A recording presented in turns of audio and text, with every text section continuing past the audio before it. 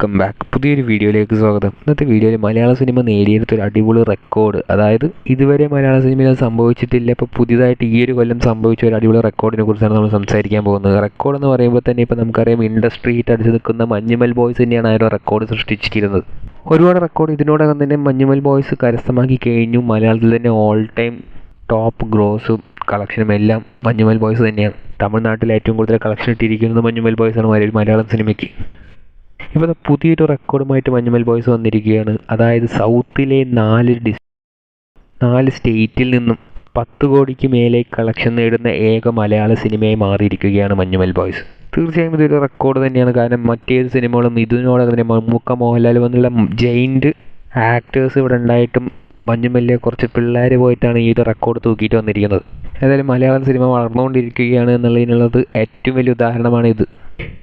Manjummel boys മാത്രമല്ല, 3 സ്റ്റേറ്റിൽ നിന്ന് 10 കോടിക്ക് മുകളിൽ കളക്ഷൻ ഇട്ട വേറൊരു സിനിമയും കൂടി ഈ കൊല്ലം തന്നെ ഇറങ്ങിയൊരു സിനിമയുണ്ട്, പ്രേമലു.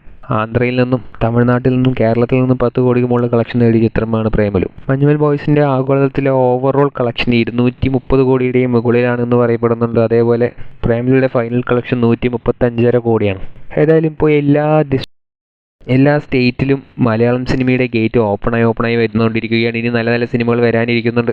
ഇനി അടുത്തത് ഏത് സിനിമയായിരിക്കും മഞ്ഞുമൽ ബോയ്സിൻ്റെ റെക്കോർഡ് തകർക്കുക എന്ന് നിങ്ങൾക്ക് തോന്നുന്നതെന്ന് കമൻറ്റ് ബോക്സിൽ രേഖപ്പെടുത്തുക. കൂടുതൽ ഇതുപോലത്തെ സിനിമാ വാർത്തകൾക്കായി ഈ ചാനൽ സബ്സ്ക്രൈബ് ചെയ്യുക.